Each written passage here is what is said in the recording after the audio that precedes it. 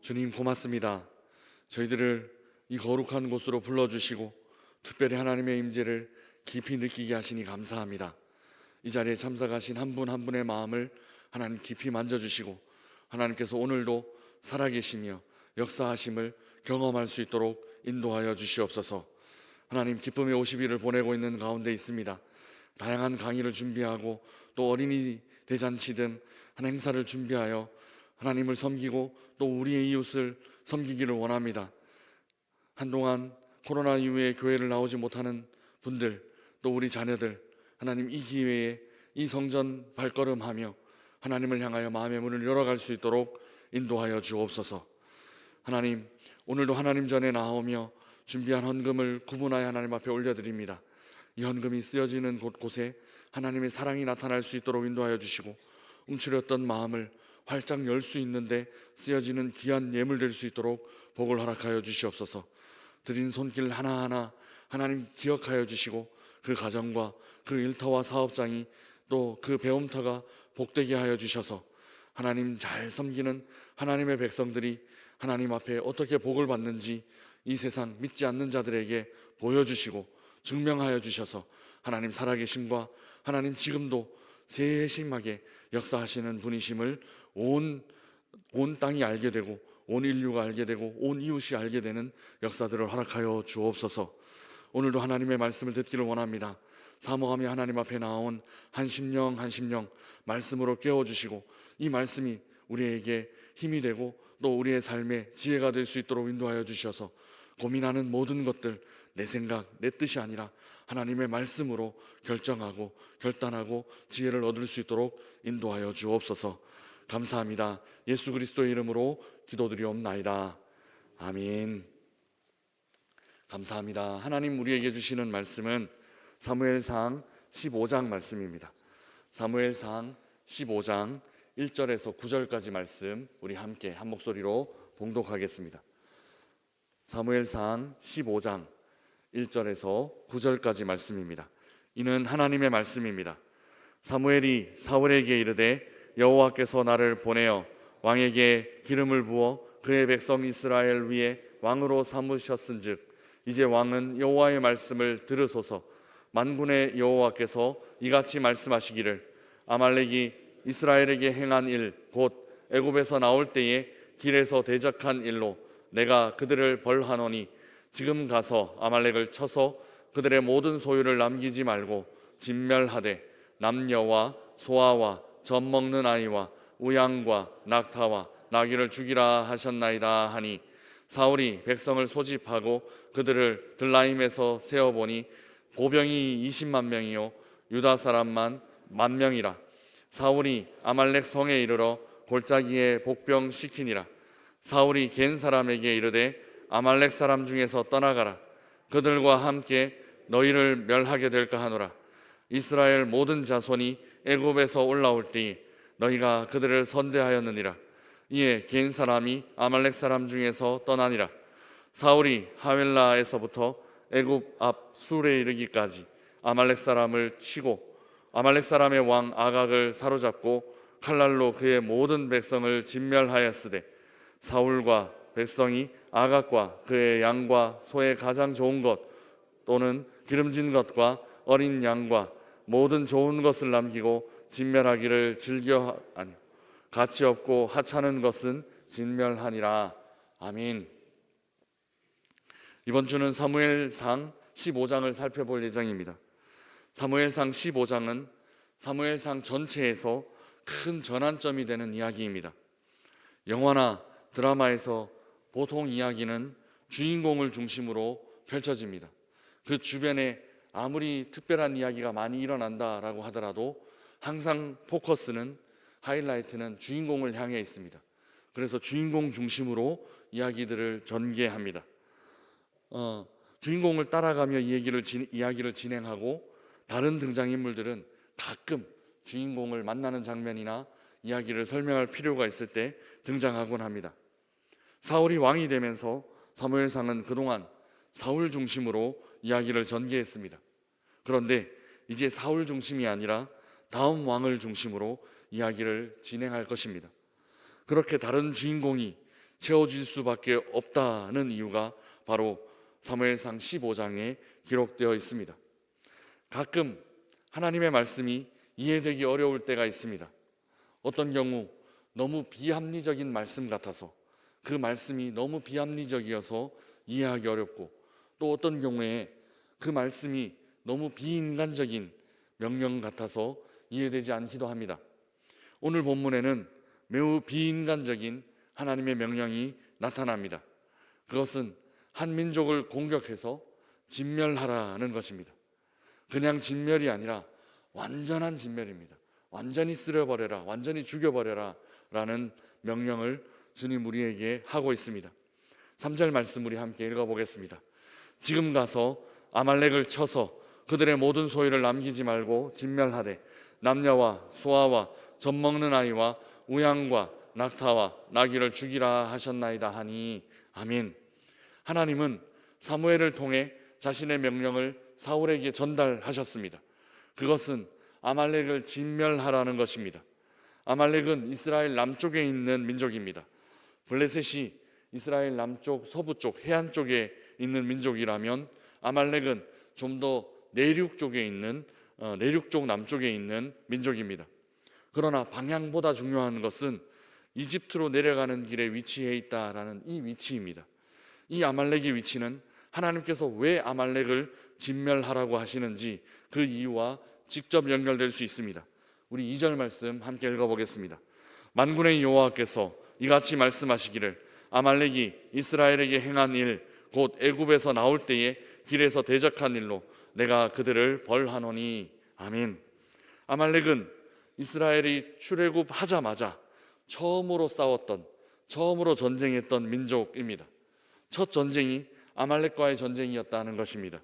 바로 이 전쟁에서 이스라엘은 굉장히 독특한 경험을 합니다. 그것은 모세가 산 위에 올라가서 손을 들면 이스라엘이 이기고, 모세가 손을 내리면 아말렉이 이기는, 그러니까 이스라엘이 지는 경험을 하게 됩니다. 그래서 이 경험을 통해서 하나님은 이스라엘 민족에게 전쟁은 너희의 무기에 있지 않고, 전쟁은 너희의 군사의 수에 있지 않고, 전쟁은 하나님께 있는 것이다 라는 것을 교훈하여 주십니다. 기도하면 이기고 기도하지 않으면 지는 경험을 통해 이스라엘은 모든 역사의 주관자, 전쟁의 주관자가 하나님이시다라는 사실을 경험하게 됩니다. 하나님께서 지금 아말렉을 진멸하라라고 명하신 이유는 출애굽하던 바로 그때 아말렉이 이스라엘을 위해 길을 막고 길을 열어주지 않았다는 데 있습니다. 그래서 하나님은 아말렉을 벌하려고 마음을 먹으셨고, 지금 사무엘을 통해 진멸하라는 명령을 전하고 계십니다. 하나님의 진멸에 대한 명령은 굉장히 구체적입니다. 단순히 그냥 진멸하라 한마디로 끝내시지 않습니다. 구체적으로 누구를 또 어떤 짐승을 진멸하라라고 구체적으로 말씀하십니다. 3절 말씀 다시 한번 읽어보겠습니다.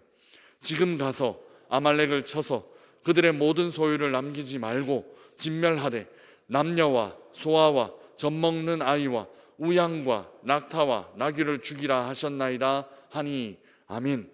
하나님은 단순히 아말렉 족속을 쓸어버려라, 아말렉 족속을 진멸하라 말씀하신 게 아닙니다. 그냥 두루뭉실 명령하시는 것이 아닙니다. 하나님은 바로 즉시 그들의 모든 소유를 남기지 말고 진멸하라, 남자와 여자뿐만 아니라 소아, 즉 어린아이, 심지어 젖먹는 아이까지 진멸하라 말씀하셨습니다. 또한 소와 양과 낙타와 나귀를 죽이라고 명령하셨습니다. 이 명령에는 단 하나의 예외도 없습니다. 그저 단순히 남김없이 진멸하는 것, 주님의 명령은 굉장히 단순하고 또 잔인합니다. 그리고 굉장히 구체적입니다. 사실 이 명령은 그렇게 지키기 어려운 명령이 아닙니다. 뭐를 남기고 뭐는 살리고 어떤 것은 죽여라 이랬으면 어려울 것입니다. 낚시 시즌이 되면 낚시하는 분들에게 고민이 생깁니다. 어떤 물고기를 잡았는데 얼마 이상 되면 살려보내줘야 하는 그런 어종이 있다고 합니다. 그리고 대게 같은 것들을 잡을 때 알을 베고 있거나 아니면은 어떤 크기가 되지 않으면 살려줘야 되는 그런 어종이 있다고 합니다. 이렇게 되면 굉장히 어렵습니다. 잡아서는 다시 하나하나 그 크기를 측정하고 살려줄 건 살려주고 또 잡아올 것은 잡아오고 이래야 되기 때문입니다. 그런데 오늘 하나님의 명령은 그렇지 않습니다. 그냥 한마디로 다 진멸하라입니다. 실행하면서 어떤 어려움이 없습니다. 그냥 진멸하면 되는 겁니다. 그렇게 어렵지 않은 명령, 이 명령을 사울은 어떻게 순종했을까요? 우리 7절 8절 말씀 함께 읽어보겠습니다. 사울이 하윌라에서부터 애굽 앞 술에 이르기까지 아말렉 사람을 치고 아말렉 사람의 왕 아각을 사로잡고 칼날로 그의 모든 백성을 진멸하였으되 아멘. 사울은 군대를 일으켜 아말렉을 공격합니다. 애굽 근처까지 아말렉을 밀어붙인 것을 알 수 있습니다. 애굽 앞 술까지 쫓아가 아말렉을 쳤습니다. 우리로 치면 6.25 때 아마 낙동강 그 전선이 무너지고 부산까지 함락당한 그런 모습이라고 볼 수 있습니다. 아니면 정반대로 우리가 치고 올라갔을 때 저 백두산까지 치고 올라간 것이라고 볼 수 있습니다. 아말렉은 이제 없어졌습니다. 그리고 아말렉 왕 아각을 사로잡고 아각의 모든 백성을 진멸하였다라고 그렇게 기록하고 있습니다. 이스라엘이 승리한 것입니다. 겉으로 보기에는 굉장히 성공적인 것처럼 보입니다. 그러나 8절 말씀에 이미 불완전함이 포함되어 있습니다. 무엇인지 찾으셨습니까? 아말렉 왕 아각을 죽이지 않고 사로잡아 온 것입니다. 구체적으로 하나님은 남자와 여자, 어린아이 그리고 젖먹이까지 진멸하라고 잔인한 명령을 하셨습니다. 그런데 아각은 그에게서 그 남자와 여자, 어린아이와 젖먹이의 예외처럼 보여집니다. 아각을 죽이지 않고 사로잡아 온 것입니다. 참고로 아각은 사람 이름이 아닙니다. 애굽 왕 바로 같은 그런 왕에 대한 칭호입니다. 왜 사울은 아각을 죽이지 않았을까요? 정확하게는 알 수 없지만 사울은 자신이 왕이라는 것을 나타내 보이고 싶었을 것입니다.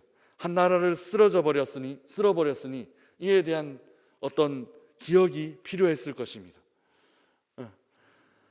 이웃 족속의 왕을 사로잡아 자신을 섬기게 만들면 왕으로서 자신의 위치가 좀 더 돋보일 수 있다, 이렇게 생각한 것 같습니다. 자신도 이제 그 왕을 사로잡았으니 나도 이제 왕이다, 나도 이 왕과 같은 혹은 이 왕보다 더 높은 왕이다 라고 자기를 돋보일 수 있게 할 수 있었던 어떤 전리품처럼 그렇게 아각을 죽이지 않고 사로잡아 온 것이 아닐까 싶습니다. 어쨌든 사울은 하나님의 명령을 완전히 순종하지 않았습니다. 그리고 9절은 더 심각합니다. 9절 말씀 함께 읽어보겠습니다. 사울과 백성이 아각과 그의 양과 소의 가장 좋은 것 또는 기름진 것과 어린 양과 모든 좋은 것을 남기고 진멸하기를 즐겨 아니하고 가치 없고 하찮은 것은 진멸하니라. 아멘.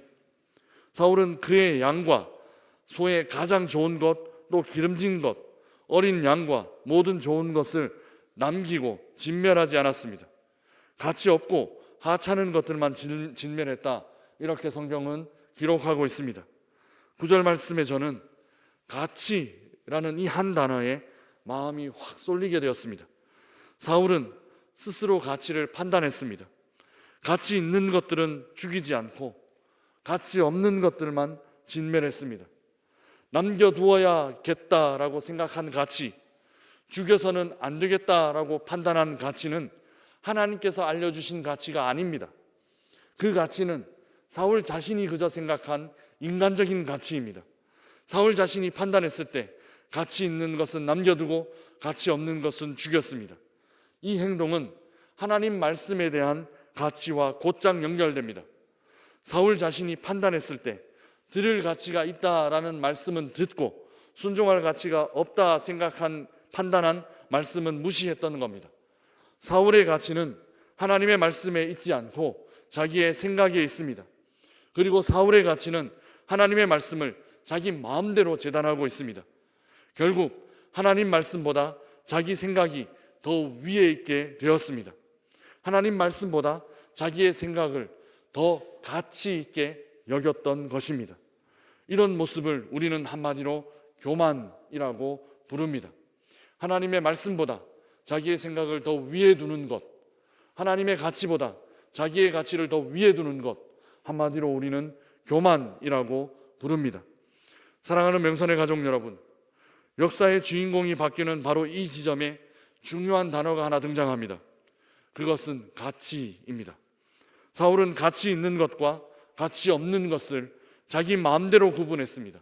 그리고 그 자기 가치에 따라 하나님의 말씀을 적당히 외면하고 적당히 버렸습니다. 이 일로 인해 하나님은 사울을 어떻게 판단하시는가 하면 가치 없는 사람이라고 판단하십니다. 세워줄 가치가 없는 사람, 기름 부을 가치가 없는 사람, 기름 부음을 유지할 가치가 없는 사람이라고 하나님은 판단하신 것입니다. 하나님의 말씀이 아니라 자기의 생각을 더 크게, 더 가치 있게 여기는 사람, 자기 가치에 따라 하나님의 말씀도 따르고 싶은 말, 따르고 싶지 않은 말, 그렇게 자기 마음대로 재단하며 살았던 사람, 하나님은 이런 사람을 가치 없는 사람이라고 판단하십니다. 그리고 역사의 무대 뒤로 사라지게 만드십니다. 진짜 가치 없게 만드신 것입니다. 비록 그가 왕이라고 하더라도, 비록 그가 왕이라는 이름으로 불려진다 하더라도 그는 가치 없는 인생이 되고 말았습니다. 사랑하는 여러분, 나의 가치는 하나님 말씀 아래에 있습니까? 아니면 하나님 말씀 위에 있습니까? 우리는 아말렉 진멸에 대한 하나님의 명령이 잔인하다라고 생각합니다. 우리의 가치는, 우리의 판단은 이런 명령은 너무 잔인한 명령이야 라고 생각합니다. 어떻게 어린아이, 어떻게 젖먹이까지 죽일 수 있어 라고 우리의 가치는 그렇게 생각할 수 있습니다.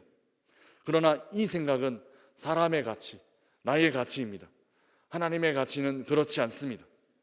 이방의 악하고 더러운 우상 숭배의 문화와 또 음란한 문화들을 진멸하는 것은, 다시 말해 죄악된 것을 진멸하는 것, 죄를 진멸하는 것은 잔인한 것이 아니다라는 것이 하나님의 가치입니다.